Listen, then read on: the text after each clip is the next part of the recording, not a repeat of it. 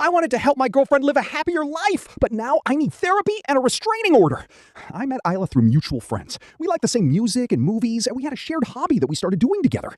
After a couple of dates, I had already fallen for her. Then after 6 months, I was already thinking about marrying her. There was just one problem. She always acted like someone was out to hurt her. She would jump at loud noises, shrink behind me if we heard yelling, and refuse to stay over at my place until I added specific locks to the door and windows. At first, I thought her nervousness was amplified around me because she was still getting to know me. But one night, we went out to eat and sat in a back corner booth like always. The meal was going great until someone in a souped-up truck drove by. The second the muffler popped, she ducked underneath the table. I had to get under the table with her and hold her until she finally agreed to come out. Anytime I tried suggesting therapy, she shut it down, saying that I would not understand. But I hated seeing her suffer. I decided I needed to figure out what happened, and maybe then I would know how to help her. I went to our mutual friends first, the one who set up our first date. Kara had an office a few down from mine. I asked her if I could buy her lunch, and the second we sat down, I bluntly asked her, "Do you have any idea what happened to Isla?" Kara shook her head. "The real person to talk to is Adrian," she said. "He was the one who came to me to say that Isla had a crush on you."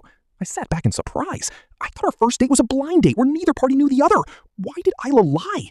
I found Adrian in the copy room and asked him, "Does Isla act really nervous at work?" He said, "No, not nervous. She is quiet, but pretty normal." My brain was spinning. She acts terrified of the world when she is with me, but apparently acts normal around everyone else? Adrian then told me something that made my heart drop.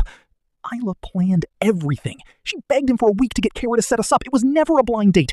Isla orchestrated the whole thing from the beginning. My phone chimed. A text from Isla asking me to come over. The second I let myself in and saw her standing in the living room with her arms folded and a look in her eyes I had never seen before, my blood went cold. She asked why I was with Kara. I kept my answer vague enough to calm her down and watched her eyes shift from wanting to kill me back to the loving look they usually had. I excused myself to use the restroom, but something pulled me past the bathroom and into her bedroom. That was when I found the little yellow notebook on the bedside table, the word diary in bold on the front. I opened it. It started on her first day at our company when I picked up a file she dropped and she decided we were meant to be together. The following pages were filled with notes about me, what I liked, my daily routine, details about my family. And then I found the section that stopped my heart completely. She had researched how I watched my mother get abused as a child and was certain I would be drawn to someone I thought needed saving. She built her entire personality around becoming my perfect victim. I locked the bedroom door, pushed the dresser in front of it, climbed down the fire escape, and ran straight to the police. I never looked back.